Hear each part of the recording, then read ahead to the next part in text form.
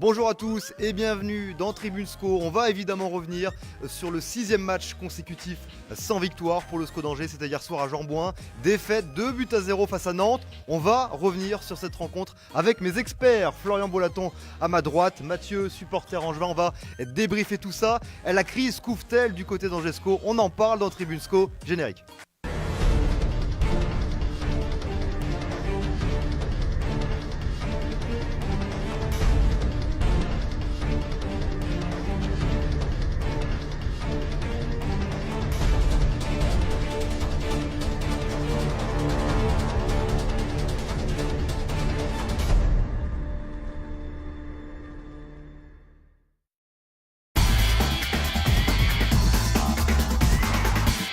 Le débrief de cette 18e journée de Ligue 1 et le SCO en crise qui s'est incliné hier soir face à Nantes. Début signé Gilet pour le FC Nantes et Harit juste en début de seconde période. On va débriefer cette rencontre. C'est compliqué messieurs pour le SCO d'Angers qui n'a pas gagné depuis le 5 novembre. Et cette victoire face à Lille.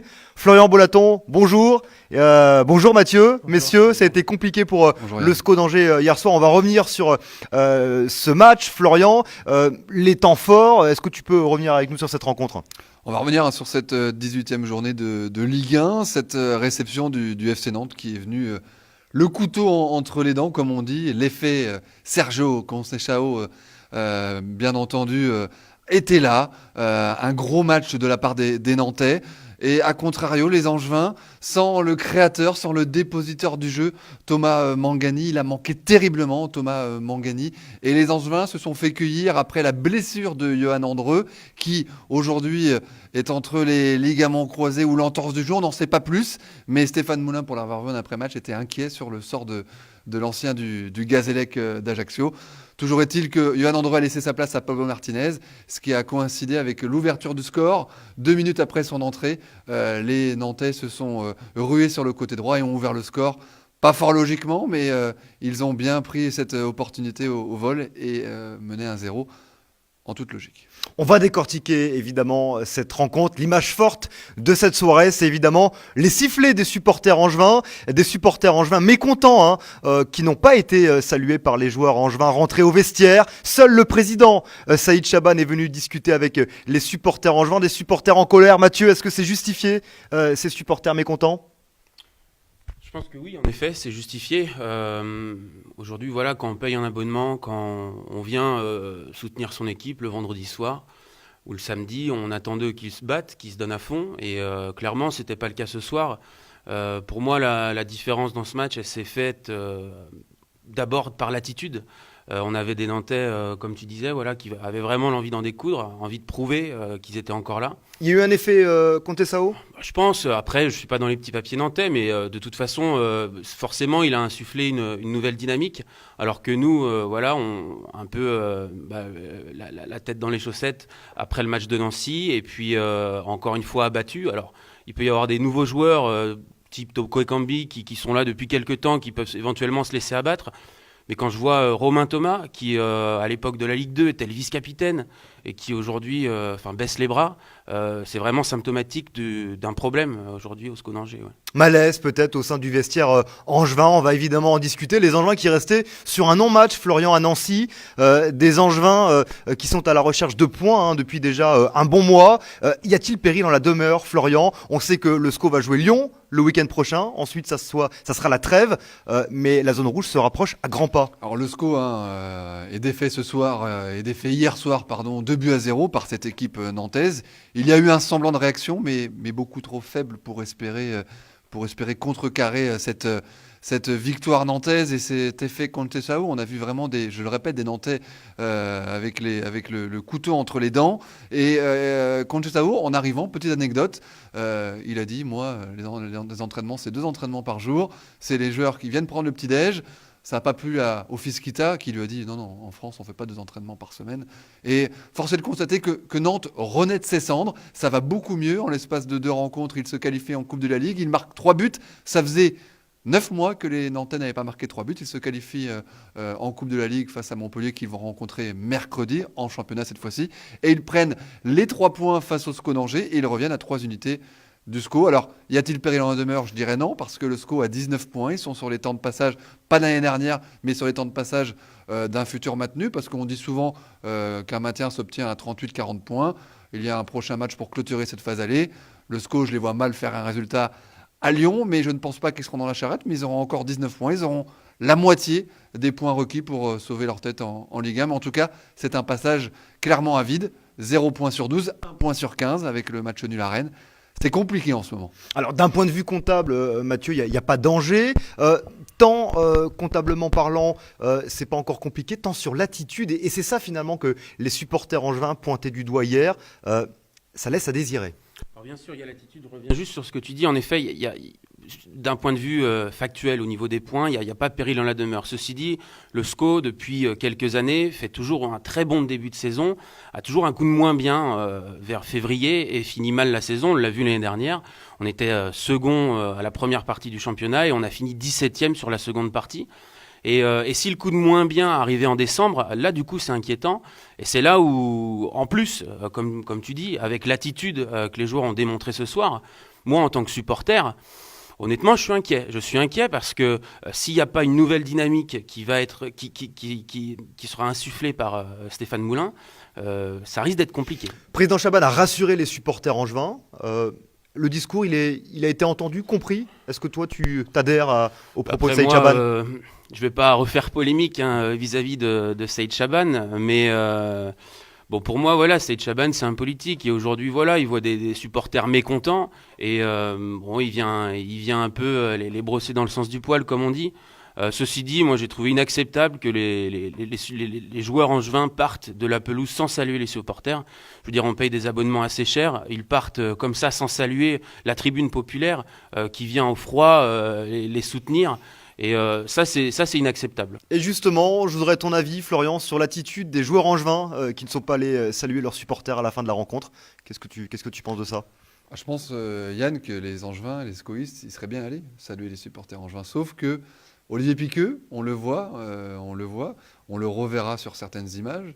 Au milieu du terrain, il demande à ses joueurs de rentrer directement au vestiaire parce qu'il sait que ces joueurs vont se faire lyncher et que le dialogue ne va pas être constructif. Alors, les joueurs auraient pu aller saluer et essayer d'avoir un début de dialogue, mais Olivier Piqueux a préféré protéger. Et Stéphane Moulin a confirmé en conférence de presse que ses supporters angevins voulaient faire peut-être comme à Nantes, face à Toulouse, ou à Caen, face à Metz, je crois, lorsqu'ils menaient 3-1 et 3 partout, et après ils ont demandé les joueurs, puis Garande. Voilà, le club angevin, malheureusement, à 8 jours de Noël, n'a pas pu faire la fête avec ses supporters, parce que le score était là, cette défaite assez large quand même, 2-0, parce qu'il manquait quand même beaucoup de choses pour que les angevins reviennent dans cette rencontre. Le club angevin a préféré demander à ses angevins de ne pas saluer et de rentrer au vestiaire et de se concentrer déjà pour la 19e journée à Lyon. Est-ce que c'est la bonne chose ? Je ne sais pas, mais je pense que le dialogue n'aurait pas été forcément hyper constructif. En tout cas, c'était l'aveu du manager sportif en après-match. Mathieu, ton avis ? En fait, moi, par rapport à ça, je pense qu'au SCO d'Angers, on est quand même un public très gentil. Protéger les joueurs, demain, si des joueurs comme Romain Thomas vont jouer à Marseille, ils vont avoir affaire à un autre public. Donc on se dit être un club tremplin. Alors dans ce cas, qu'on le soit jusqu'au bout et qu'on laisse les joueurs s'assumer. Assumer une défaite, c'est reste des professionnels. Il y a un article qui est sorti dans l'équipe qui divulgue leur salaire, 40 000 euros par mois. Nous, on paye nos abonnements chers, des étudiants, des chômeurs, des ouvriers qui payent leur abonnement pour avoir un spectacle ou au moins pour voir des dalleux, pour voir des mecs qui ont la dalle angevine. Donc on demande des explications à ces joueurs-là. Mathieu, et pourtant une sortie comme a fait Johan Andreu le week-end dernier, il n'y a que dans les grands clubs, comme à Marseille ou à Paris qu'on voit ça. Un coup de gueule après un match perdu. Alors ça pour moi c'est bon, la sortie de Johan Andreu. Quand on parle d'ego, quand on parle d'attitude, on voit pas ça habituellement au SCO d'Angers. Eh bien pour moi cette sortie, la sortie de Johan Andreu, elle illustre vraiment le malaise angevin aujourd'hui. C'est-à-dire qu'on a à mes yeux, sur le papier, une équipe qui est nettement meilleure que celle de l'année dernière. Mais par contre, au niveau de l'état d'esprit, c'est complètement différent. Et aujourd'hui, on le voit. C'est-à-dire qu'on est quand même dans un derby. On joue Nantes. Nantes est au plus mal. On a tous un peu l'envie de les enfoncer. Et on voit une équipe qui va les bras ballants, alors qu'à Nantes, eux, ils avaient le couteau entre les dents. Florian. Alors, mais pour le coup, l'excellent dossier qui est paru dans l'équipe hier, qui a divulgué tous les salaires des clubs de Ligue 1, Il n'est pas scandaleux ce dossier et on voit que la gestion du président Chaban là-dessus, le SCO est le 17e club de Ligue 1 le plus généreux avec un salaire brut de 25 000 euros. Donc, alors peut-être qu'il y a un lien, il y a une corrélation entre ce dossier qui est tombé dans l'équipe, parce qu'on entendait au mégaphone, vous gagnez 40 000 euros brut, vous devez nous saluer. C'était une protection des joueurs et je pense qu'il n'y a pas péril dans la demeure. Il va y avoir urgence de points, Florian. Et que les Angevins et le club du SCO en tête s'est dit on va pas saluer les joueurs parce que peut-être qu'ils ne seront pas prêts psychologiquement pour prendre des banderilles dans la tête parce que, rappelons-le, Yann, quand même, le SCO est sur une très mauvaise série en cours. Ils sont sur 1 point sur 15 possible. Exactement. Heureusement qu'avant cela, ils avaient pris 18 points parce qu'aujourd'hui, c'est le parcours et c'est la carburation d'une équipe. Voilà, 1 point sur 15. C'est juste pas possible, sauf qu'avant, ils avaient quand même pris 18 points. Justement, vous pensez, messieurs, que cette une de l'équipe, là, avec ce match perdu, plus l'attitude des joueurs, la sortie du Johan Andro le week-end dernier, elle invective un peu les supporters angevins? Moi, je pense que non, les supporters angevins aujourd'hui sont en colère, pas parce que les footballeurs gagnent de l'argent, je veux dire, on le sait. Mais le mélange de tout ça? Non, pour moi, c'est surtout au niveau de l'attitude. Et puis, encore une fois, Johan Andreu, typiquement, sa sortie, Johan Andreu, on le connaît, c'est quelqu'un de plutôt discret, qui a jamais eu de sortie comme ça auparavant. Donc, pour moi, s'il fait une sortie comme ça, c'est vraiment qu'il y a un problème. C'est symptomatique. Donc, je veux dire, nous, supporters, on parle souvent des supporters comme le 13e homme, on a aussi notre mot à dire, et on n'est pas que là, comme même si j'imagine que M. Chaban ou même Stéphane Moulin aimeraient qu'on applaudisse et qu'on dise « allez les gars » sans arrêt, mais quand on n'est pas content et quand on trouve qu'il y a un problème, on est là pour le dire aussi. Mais vous oubliez une chose importante pour vraiment terminer sur cette 18e journée sconnante. Il manquait un joueur essentiel dans l'échiquier angevin, c'est Thomas Mangani. Il y a une équipe sans Thomas Mangani et une équipe avec Thomas Mangani. Et c'est le créateur.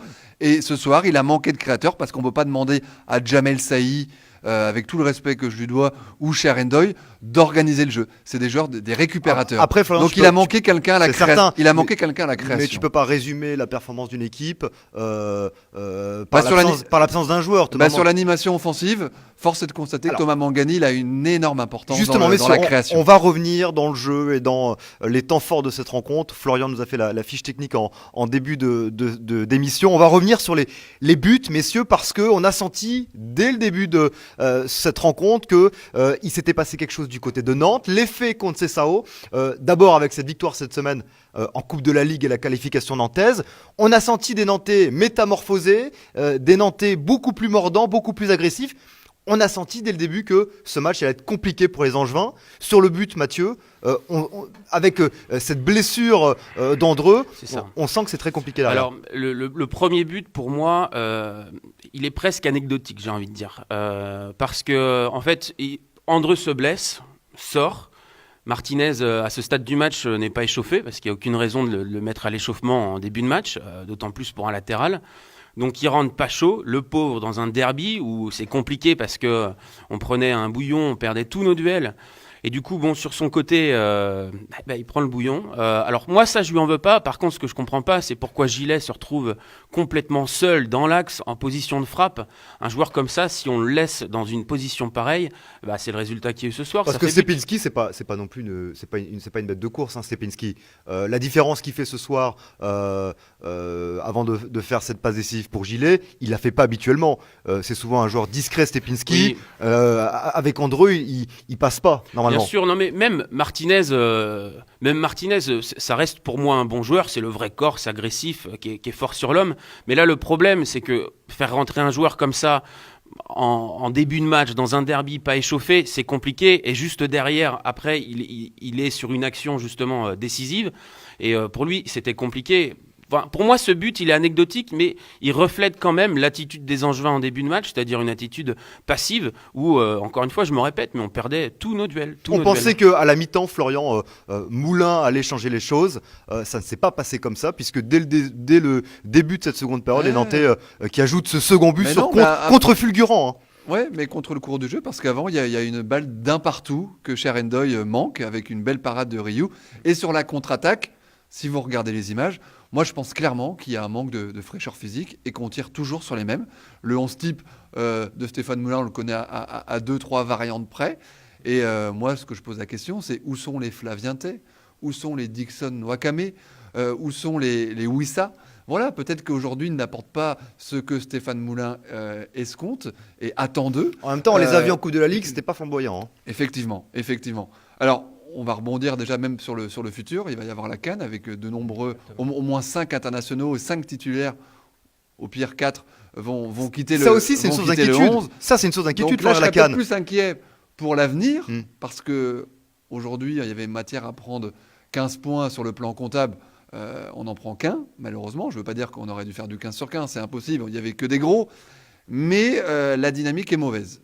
Alors, est-ce que le mercato va être agité ? Ça va être des semaines intéressantes à suivre. Le tarif maison, en ce moment, pour Angesco, c'est 2 buts encaissés par match depuis déjà quelques rencontres. Là aussi, c'est un signe que ça ne va pas derrière. C'était un point fort l'an passé pour les hommes de Moulin. Cette année, c'est très compliqué. Mais déjà, en défense centrale, ça a été un mercato d'été compliqué pour Romain Thomas qui, je l'imagine, hein, il s'est vu en Angleterre et puis au dernier moment, on lui a dit non, tu ne pars pas. Donc c'est compliqué de démarrer un début de saison comme ça. Traoré, que j'ai trouvé moins bien en début de saison, même si là, il revient. C'est vrai que la défense pêche cette année plus que l'année dernière. Pourtant, on est resté sur la même charnière centrale avec les mêmes latéraux.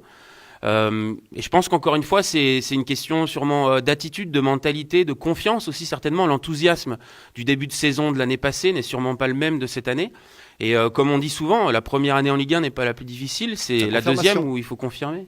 Là où je te rejoins pleinement, Mathieu, c'est effectivement la charnière défensive qui a posé un petit peu question. On a rarement vu Romain Thomas en difficulté. Emiliano Sala qui a été énorme il hier a soir. fait un très gros match, il faut le souligner. Et Ismaël Traoré, pour l'avoir reçu sur Auction Radio dans l'émission L'équipe du lundi, il a refusé une prolongation que le SCO lui proposait. Il est sous contrat encore pour 6 mois. Je pense qu'il a joué à pas la prolonger pour essayer de partir et être tranquille pour négocier l'année prochaine. Voilà, il y a aussi un joueur qui a refusé une prolongation et ça aussi, ça joue. Un joueur peut-être qui aspire à jouer autre part, ailleurs, demain. Voilà. Après, être dur sur Romain Thomas, je ne suis pas forcément d'accord parce que je pense qu'il a quand même répondu présent et il a vécu un mois d'août très compliqué, comme tu disais Mathieu, jusqu'à 23h30 le dernier jour du mercato. Il croyait qu'elle allait partir à West Bromwich Albion, qui vont revenir à la charge en janvier. C'est compliqué. Mais effectivement, je te rejoins, là, on prend beaucoup plus de buts, mais on ne parle pas aussi de Denis Petric, aussi, qui n'a pas été décisif. On ne parle pas de Mathieu Michel, qui n'est pas forcément décisif. On ne parle pas aussi d'Alexandre Letellier, qui a une rupture des ligaments croisés. Qui reviennent tout doucement, mais sûrement. Les Angevins ont des problèmes physiques, peut-être mentaux, peut-être psychologiques, peut-être contractuels. C'est un tout, un club de foot. Florian, tu t'es projeté sur la CAN en janvier. On va voir un petit peu plus court. Dès le week-end prochain, ce déplacement à Lyon, qui s'annonce terrible pour les Angevins. Ça devrait être plutôt compliqué du côté du Parc OL. Qu'est-ce qu'on peut espérer de ce déplacement, Mathieu, à Lyon ? Espérer quelque chose, ça me semble compliqué. Honnêtement, j'attends pas des joueurs qu'on gagne le match. Ce que je veux voir, c'est une attitude différente. C'est-à-dire que moi, ce que je veux voir pour le match contre Lyon, c'est une équipe qui se bat, c'est une équipe qui est solidaire, c'est une équipe qui se serre les coudes et qui, même dans la défaite, sait relever la tête. Et je veux retrouver mes dalleux. La dalle angevine, c'est pas quelque chose qui sort comme ça de nulle part. Ça représente notre club, ça représente Angesco, et c'est ça que j'ai vraiment envie de retrouver. Et au-delà de ça. Alors que des Toko Ekambi qui a la tête à Bruges baissent les bras au bout de 5 minutes parce qu'ils voient qu'on ne peut pas le mettre en valeur, d'accord. Moi, ce que j'ai envie de voir, c'est des mecs comme Romain Thomas, comme Cherendoy, comme Vincent Manceau, ces mecs du cru, ces mecs qui nous ont portés de Ligue 2 en Ligue 1, relever la tête. J'ai envie de leur dire aujourd'hui, les gars, on vous fait confiance. Là, c'est un coup de gueule que tu pousses, Mathieu, clairement, là, sur l'attitude de certains ? Certains, oui, je pense, parce que très clairement... Je prends un exemple de ce soir, quand je vois Toko Ekambi qui s'écroule et qui remet sa chaussette alors qu'il y a une action, il y a Gilles Sounou qui se bat à 2 mètres de lui. Clairement, ça montre quelque chose. Et puis encore une fois, le public de Jean Bouin, c'est pas un public qui est dur. Et quand je vois Toko Ekambi qui sort ce soir sous les sifflets, ça veut dire quelque chose. Ça sifflets veut dire mérités, Florian, les sifflets mérités. Juste sur Toko Ekambi, je finis. Au début de saison, il a toujours été dur. Il est plus spectateur connaisseur que supporter. Mais c'est dans beaucoup ça de pareil. Oui, après Toko Ekambi, honnêtement, en début de saison, quand il est arrivé, on était là, on a notre nouveau Camara. Sauf que là, qu'est-ce qu'il fait depuis quelques matchs, depuis de longs matchs ? Alors, il a fait 3-4 bons matchs en début, et maintenant, pour moi, vraiment, je pense qu'il a la tête ailleurs. Mais si je vous entends, Dernier mot, pour Florian. terminer, Yann, la cabane n'est pas tombée sur le chien. Le SCO est 13, 14e. Ils ont 19 points. Ils sont à la moitié du trajet. Il leur faut encore aller au moins 20 points pour se maintenir, pour être premier devant le premier barragiste. Voilà, alors c'est vrai qu'ils vivent une période compliquée. Que peut-on espérer pour répondre à ta question finale à Lyon? Ouais. C'est de ramener peut-être un point. Et quand on voit Lyon, ils font un hold-up la semaine dernière quand ils l'emportent face à Rennes, c'est d'être plus efficace devant le but parce qu'on n'aura pas 36 occasions par Coel. Sur les choix tactiques, messieurs, avant de terminer, ce sera le dernier mot de cette émission. On peut aussi se poser la question, pourquoi Nicolas Pepe, messieurs, n'a pas été titularisé hier soir? Le sera-t-il face à Lyon?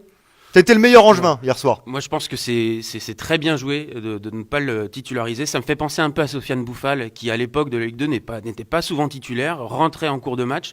J'ai même Le un but, c'est de le souvenir- protéger, de ne pas le mettre en Bien avant, sûr. Mathieu. Et puis, bon, c'est un garçon qui a 21 ans. Il jouait à Orléans. Il allait jouer à Marseille Consola l'année dernière. Aujourd'hui, on le dit à la Juve, à la Roma. On le dit à 10 millions d'euros. Pour lui, je pense que c'est compliqué. J'imagine que ça doit faire grossir les égos. À 21 ans, c'est compliqué. Donc, de le mettre encore plus en avant. Voilà. En plus, je le trouve, là, sa rentrée contre Nantes a été super intéressante parce qu'il amène du peps, il amène de la fraîcheur, il est un peu insouciant, donc techniquement, il peut faire basculer le match à n'importe quel moment. Et du coup, je le trouve très intéressant en remplaçant, en rentrant comme ça à la 60e et apporter. Florian, et ce sera le dernier mot de ce Tribune SCO. Mathieu, c'est pour le protéger. Yann, c'est pour le protéger clairement notre ami Nicolas Pepe parce que Jean-Michel Aulas est venu en renseignement. Le SCO a mis une clause libératoire à 10 millions d'euros. Ça va être compliqué de le vendre à un tel tarif, mais ils vont tenter la chose. Je ne sais pas s'ils sont vendeurs aujourd'hui, mais en tout cas, ils ont mis une clause à 10 millions d'euros. Donc quand on n'est pas vendeur et qu'on met une clause à 10 millions d'euros, voilà, c'est quand même... faut essayer de lire entre les lignes. Ils ont voulu le protéger. C'est un joueur qui fera la CAN, quoi qu'il arrive, je pense, en janvier. C'est assez un peu symptomatique de la structure actuelle de SCO d'Angers, d'avoir un joueur talentueux, mais de ne pas pouvoir faire jouer, parce que c'est vrai qu'aujourd'hui, il aurait pu jouer sur un côté quand on voit la prestation des titulaires actuels. C'est un peu dommageable, c'était une erreur, peut-être, mais les joueurs aussi ont besoin de jouer, comme Karl Toko Ekambi, qui vit un moment assez difficile. Et on peut et on aurait pu espérer mieux de la part de Et on Karl Toko retiendra- Ekambi, international camerounais. Et on retiendra, messieurs, que Nantes est décidément la bête noire de cette équipe angevine depuis le début de saison. Éliminée en Coupe de la Ligue à la Beaujoire et défait hier soir au Stade Jean-Bouin. 2-0. Merci, messieurs. Merci, Mathieu. Merci à toi, Yann. Merci, Florian Bolaton, qu'on retrouve dans Merci. l'équipe du lundi, dès lundi soir, sur les ondes d'Oxygène Radio, le 103.3. À quelle heure, Florian? 19h, 19h30. Nouveau format, nouvelle grille, nouveaux invités. Voilà, nous on reprend le lundi 9 janvier. Merci, Florian. Merci de votre fidélité sur tv10.info. On se retrouve très vite dans Tribune SCO.